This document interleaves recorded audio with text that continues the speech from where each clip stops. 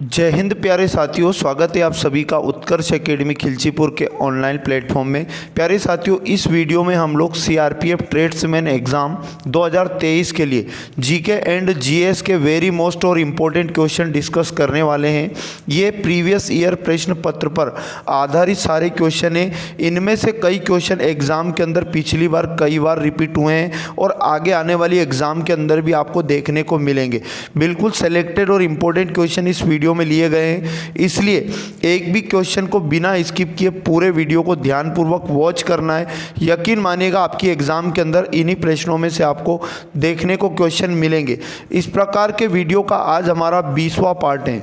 इससे पहले हमारे 19 पार्ट कंप्लीट हो चुके हैं। यदि आप लोगों ने वो नहीं देखे तो उनको भी ज़रूर देख लें, और उसके बाद यदि आप चैनल पर पहली बार आएँ तो चैनल को सब्सक्राइब कर लें, जिससे आपको सभी वीडियो का नोटिफिकेशन मिल पाएगा। आज का पहला क्वेश्चन आप लोगों के सामने दिखाई दे रहा है। भारतीय संविधान में अस्पृश्यता उन्मूलन किस अनुच्छेद में है? 4 अनुच्छेद आपको दिए गए हैं। अनुच्छेद 14, अनुच्छेद 15, अनुच्छेद 16 और अनुच्छेद 17। तो याद रखिएगा, भारतीय संविधान में अस्पृश्यता उन्मूलन अनुच्छेद 17 से संबंधित है। ऑप्शन नंबर डी इसका करेक्ट आंसर आपको याद रखना है।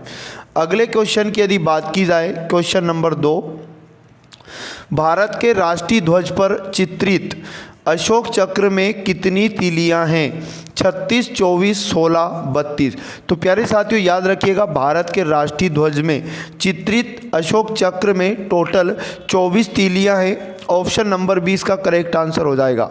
ये 24 तीलियां दिन के 24 घंटों का प्रतिनिधित्व करती हैं, और याद रखिएगा ये हिंदू धर्म के 24 धर्म ऋषियों का भी प्रतिनिधित्व करती हैं, जो 24 तीलियां हैं। तो इनको आपको याद रखना है, 24 इम्पोर्टेंट हो जाएगा। अगले क्वेश्चन की यदि बात की जाए 3 नंबर की, भारतीय राज्य नागालैंड की आधिकारिक भाषा क्या है? अंग्रेजी, नगा, मीती, कोई विकल्प सही नहीं है। 4 ऑप्शन आपको दिए गए, तो इसमें सही जवाब आपका जो हो जाएगा ऑप्शन नंबर ए हो जाएगा। यानी भारतीय राज्य जो नागालैंड है, नागालैंड की आधिकारिक भाषा अंग्रेजी हो जाएगी। ऑप्शन नंबर ए इसका करेक्ट आंसर हो जाएगा। याद रखिएगा, अन्य राज्य जिन्होंने अपनी अतिरिक्त आधिकारिक भाषा के रूप में अंग्रेजी का चयन किया है, उनका नाम भी आपको याद रखना है। हिमाचल प्रदेश, कर्नाटक, केरल, मणिपुर, राजस्थान, तमिलनाडु। इन राज्यों के नाम आपको याद रखने हैं जिन्होंने अपनी आधिकारिक भाषा के रूप में अंग्रेजी भाषा को चुना है। अगले क्वेश्चन की यदि बात की जाए, क्वेश्चन नंबर 4, डॉक्टर अंबेडकर के अनुसार कौन सा अनुच्छेद भारतीय संविधान का सबसे महत्वपूर्ण अनुच्छेद है?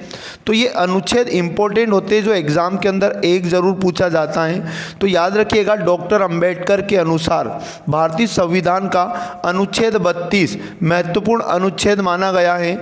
ऑप्शन नंबर सी इस क्वेश्चन का करेक्ट आंसर हो जाएगा। संवैधानिक उपचारों का अधिकार इस अनुच्छेद में वर्णित है, और याद रखना इस अनुच्छेद को भारतीय संविधान की आत्मा भी कहा गया है। तो एग्जाम के अंदर इतनी जानकारी आपको इससे याद रखकर ले जाना है।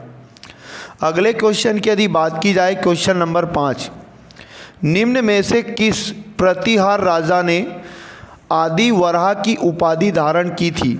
मिहिर भोज, वत्सराज, राम भोज, नागभट्ट द्वितीय। तो याद रखिएगा, इसका जो राइट आंसर हो जाएगा option number A correct answer हो जाएगा, मिहिर भोज।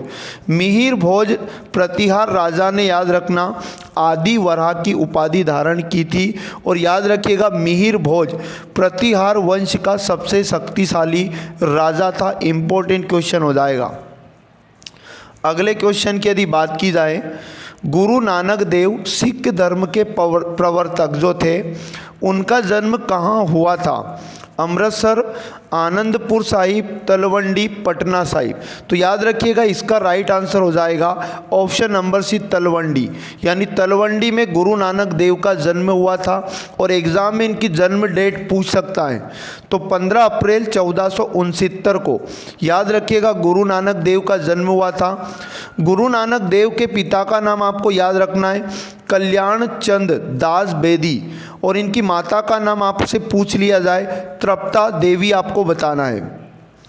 अगले क्वेश्चन की यदि बात की जाए, क्वेश्चन नंबर 7 की, निम्नलिखित में से किस देश के साथ भारत की अंतर्राष्ट्रीय सीमा नहीं लगती? ये 4 ऑप्शन में से 3 ऑप्शन ऐसे हैं जिनके साथ भारत की अंतर्राष्ट्रीय सीमा लगती हैं। पाकिस्तान, बांग्लादेश, भूटान, इंडोनेशिया। तो किस देश के साथ भारत की अंतर्राष्ट्रीय सीमा नहीं लगती? तो इंडोनेशिया इसका सही जवाब आपको याद रखना है। Option number D correct answer हो जाएगा। अगले क्वेश्चन की यदि बात की जाए तो वेरी मोस्ट और इम्पोर्टेंट क्वेश्चन है, टेलीग्राफ लाइन सर्वप्रथम कहाँ से कहाँ तक बिछाई गई? 4 ऑप्शन दिए गए, कलकत्ता से आगरा, कलकत्ता से जयपुर, कलकत्ता से शिमला, कलकत्ता से रानीगंज। तो इसका जो राइट आंसर हो जाएगा ऑप्शन नंबर ए करेक्ट हो जाएगा। कलकत्ता से आगरा टेलीग्राफ लाइन सबसे पहले यहाँ पर बिछाई गई थी, ये भी आपको याद रखना है। आगे यदि बात की जाए नेक्स्ट और वेरी मोस्ट इम्पोर्टेंट क्वेश्चन की, प्रच्छन्न बेरोजगारी का अर्थ सामान्यतः है जहाँ है। तो याद रखिएगा जो प्रच्छन्न बेरोजगारी होती है, श्रम की सीमांत उत्पादकता शून्य है, यही प्रच्छन्न बेरोजगारी का अर्थ है। ऑप्शन नंबर सी इसका करेक्ट आंसर हो जाएगा। इसका मतलब याद रखना जो ये प्रच्छन्न बेरोजगारी है, विकासशील देशों में प्रच्छन्न बेरोजगारी अक्सर देखने को मिलती है। इतनी जानकारी इस क्वेश्चन से आप याद रखिएगा। अगले क्वेश्चन की यदि बात की जाए, ताजमहल के पीला होने के लिए निम्न में से कौन जिम्मेदार हैं? तो याद रखिएगा 4 ऑप्शन में से इसका जो सही जवाब हो जाएगा सल्फर डाइऑक्साइड। याद रखिएगा ताजमहल के पीला होने के लिए सल्फर डाइऑक्साइड जिम्मेदार है। मथुरा रिफाइनरी और अन्य उद्योगों द्वारा उत्सर्जित SO2 जब ऑक्सीजन के साथ मिल जाती हैं तो वायुमंडल में सल्फ्यूरिक एसिड का निर्माण होता है, जिसे अम्लीय वर्षा कहते हैं, जो ताजमहल की चमक को क्या करती है, संक्षारित करते हैं। और संगमरमर कई जगह से पीला और काला पड़ चुका है। तो याद रखिएगा सल्फर डाइऑक्साइड इम्पोर्टेंट हो जाएगा ताजमहल के पीला होने का कारण।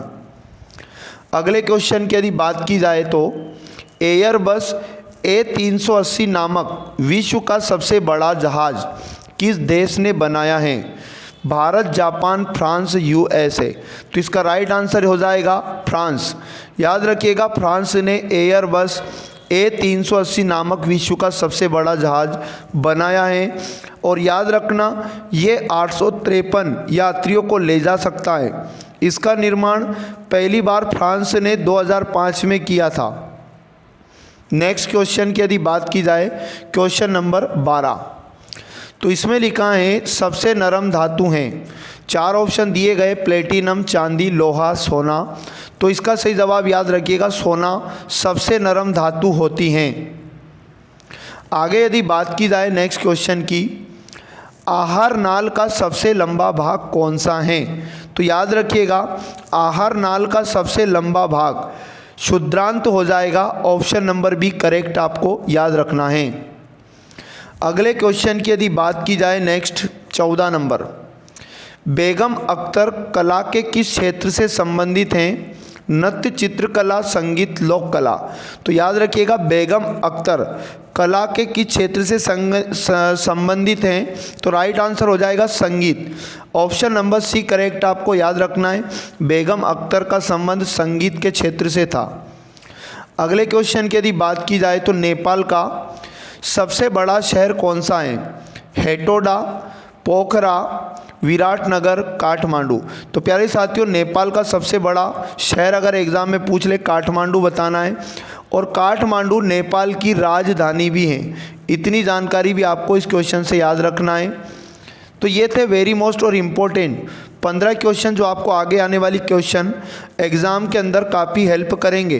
तो प्यारे साथियों प्रतिदिन इस सेशन के साथ ज़रूर जुड़ें और प्रतिदिन 15 क्वेश्चन, बहुत ज़्यादा टाइम आपका ख़राब नहीं होता है, मात्र 8 या 10 मिनट का वीडियो होता है जो आपकी तैयारी में काफ़ी योगदान करेगा। तो यदि वीडियो अच्छा लगा तो आपको वीडियो को लाइक करना है और अधिक से अधिक दोस्तों तक इसे शेयर करना है। प्यारे साथियों मिलेंगे नेक्स्ट वीडियो में, तब तक पढ़ते रहिएगा। जय हिंद, जय भारत, भारत माता की जय।